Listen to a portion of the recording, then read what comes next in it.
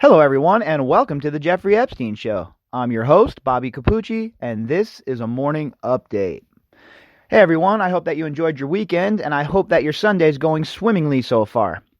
Today, we're going to talk about an article from the Express, and this article has to do with Steve Hoffenberg, and he was one of Jeffrey Epstein's first partners. They worked together at Towers Financial.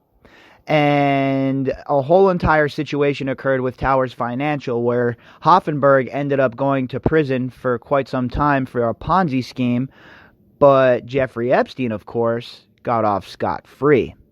And now, like I always say, if we were looking at this as a one-off, well, we could say, all right, well, Jeffrey Epstein, there really wasn't any evidence, and Epstein just beat the case. That's how it goes. But when you see a pattern of this man beating cases like this all the time, and you see other people that were involved in said cases not beat these cases, well, it makes you start to wonder, why is Jeffrey Epstein so special? What is Jeffrey Epstein's superpower that keeps him out of prison? Well, that superpower is Ghislaine Maxwell and the intelligence community that she brought him into. And if you've been listening to the podcast, you know that's exactly where I'm at this point. I believe that Ghislaine Maxwell was truly the head of this operation. I believe that Jeffrey Epstein was the brute, but I believe that Ghislaine Maxwell was the one throwing everything into motion. She was the one that was set into motion by her handlers to bring Epstein into this whole entire sordid affair that they worked out. And I also believe it exploded way bigger than they ever thought it was going to get. But Epstein wasn't arrested because of his ties to intelligence, his ties to Ghislaine Maxwell, and his ties to the mega group. They knew that they were going to have a real nice operative on their hands with Jeffrey Epstein, and they couldn't let the fact that he had embezzled over $344 million from people with Steve Hoffenberg, they couldn't let something like that get in the way. They had other plans. So today we're going to talk about Steve Hoffenberg a little bit and his claims that Jeffrey Epstein was neck deep in the Ponzi scheme and that Jeffrey Epstein received favorable treatment from the authorities once again. So if you'd like to contact me, you could do that at Bobbycapucci at protonmail.com. That's BOBBYCAPUCCI at protonmail.com. All right, so let's hop into this article so you folks can get on with your morning, huh? All right, it's from the Express, and the headline is, Jeffrey Epstein, shame tycoon, made a fortune from fraud. Stephen Hoffenberg says Epstein helped him run one of the biggest Ponzi schemes seen in America, conning thousands of investors out of more than $344 million. I remember when this happened. I was 17 years old in high school. And I remember when this was happening just because it was kind of prevalent, and we were talking about it in one of my classes in high school, in fact. Now, obviously, it didn't mean anything to me back then, but I vaguely remember the whole situation occurring. When FBI agents uncovered the scam at Hoffenberg's New York firm, Towers Financial, in 1997, he pleaded guilty to fraud and was jailed for 20 years. But Epstein was not charged. Hoffenberg claimed prosecutors were happy treating him as a scapegoat because they didn't want a court case dragging on for years. Yeah, well, if a court case popped off, then Epstein would be exposed, right? They couldn't have that. They couldn't have their number one guy, their number one dude, Jeffrey Epstein, being exposed. Oh, no. They couldn't do that because without Epstein, how are they going to steal all of these secrets from the scientists? How are they going to get politicians to sway to their beliefs? How are they going to get these business moguls to pony up more dough if their main guy, Jeffrey Epstein, is rotting in a cell? It wasn't the only time Epstein got off lightly. He received a 13-month sentence when he was put on trial for sex abuse in 2006. Folks, listen. If it was any of us that were involved in any of this, we would still be in prison. Do you understand that, right? Do you understand how screwy and how wacky and how broken our justice system is, don't you? You have people in prison right now for marijuana, folks, for possession of marijuana. And Jeffrey Epstein's was running the streets. Ghislaine Maxwell's hiding out in safe houses, and she still has a pile of dough to pay her lawyers and to, keep herself out of the public eye. But your homie Jeff, he got pulled over and he had some pot in his car and now he's in prison. Makes sense. Makes a whole lot of sense. After serving almost his full sentence, Hoffenberg has revealed just how closely he was helped in his fraud by his protege in the documentary Jeffrey Epstein and Prince Andrew, The True Story. The show, due to broadcast in the U.S. this month and later in the U.K. and Ireland, sheds light on how Epstein acquired the wealth to afford a private jet, Caribbean island, 2 U.S. mansions, and a desert ranch. It also reveals for the first time Epstein's crooked past prior to creating a child sex trafficking ring and becoming friends with the Duke of York, who has denied having sex with the 17-year-old girl supplied by the pedophile.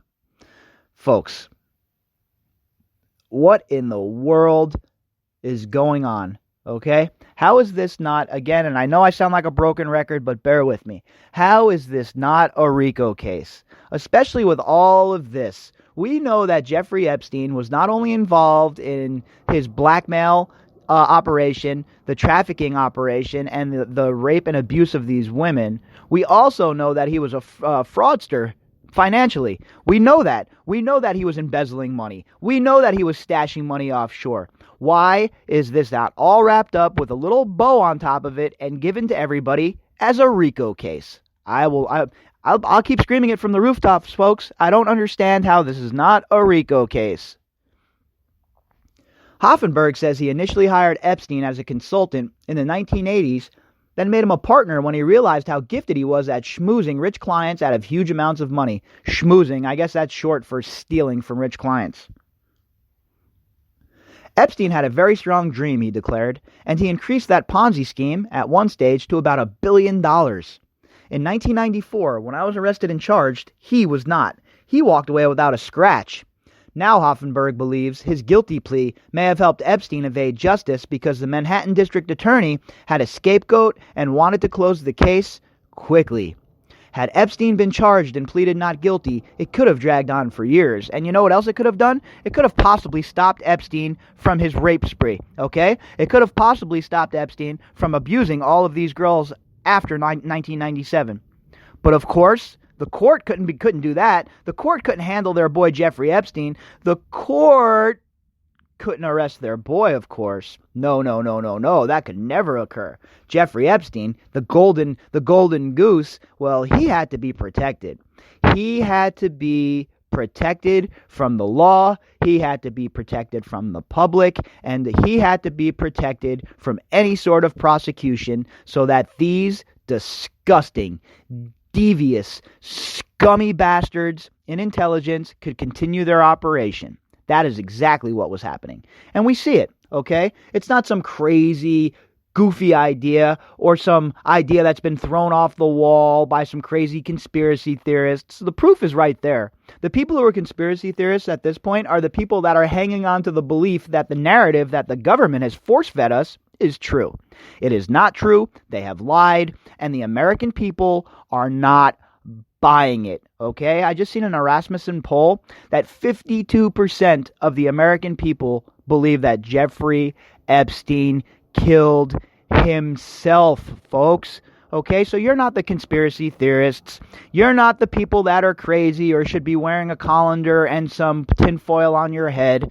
No, what you are people that look at a situation and you say to yourself, well, there's questions that need to be answered here, and the media is not answering my questions. So what you have done is you have looked elsewhere for those questions to be answered.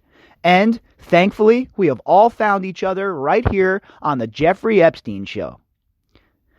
And it is absolutely, positively mind-bending to think that people are actually buying the narrative that the government is selling. Okay? Because guess what? Guess what? Nobody believes you.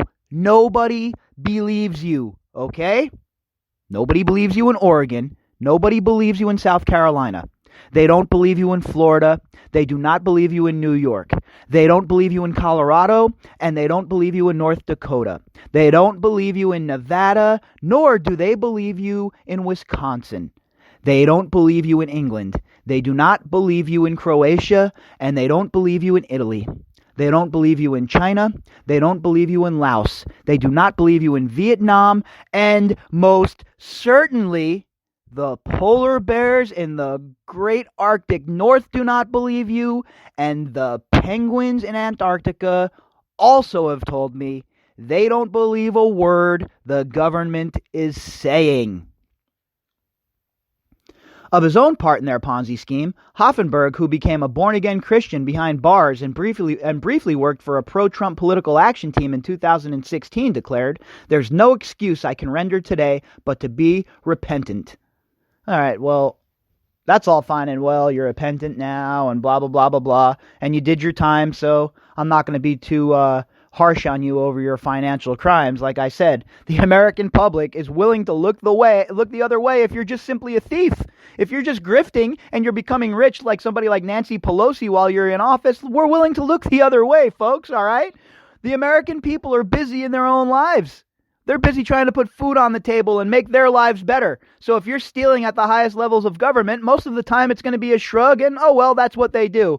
But the second you move into an area like abusing children and trafficking women, that is when the American people have had enough, okay? And not only the American people, obviously, people all over the world. 14% of this audience is based in Australia. All right? And the people in Australia are so bent and so pissed off over what's going on that during the most insane wildfires I have ever seen, they still have the wherewithal to hop on their podcasts and to hop on comment sections and to call out these pedophiles. Because enough is enough, folks. People have had enough all over the world. We're done. We're done with the BS. You should have just stuck with your stealing operations. You should have just stuck with your grifting. But now we've entered a new realm. We've entered the realm where government officials think it's okay to cover up the crimes of a pedophile. Well, I'm here to tell them they're wrong. It's not going to happen. And 2020 is the year the predator turns into the prey. Believe it, folks. Believe it. If you'd like to contact me, you can do that at bobbycapucci@protonmail.com. That's BOBBYCAPUCCI@protonmail.com. And I will be back later on with a daily drop. And I'm thinking that we might have to get an evolution episode in today. We'll see what goes on. If not, then tomorrow for sure. If you would like to help support the podcast, you can do that by clicking on the GoFundMe link inside the description box. Thanks, everybody, and I hope you have a fantastic Sunday.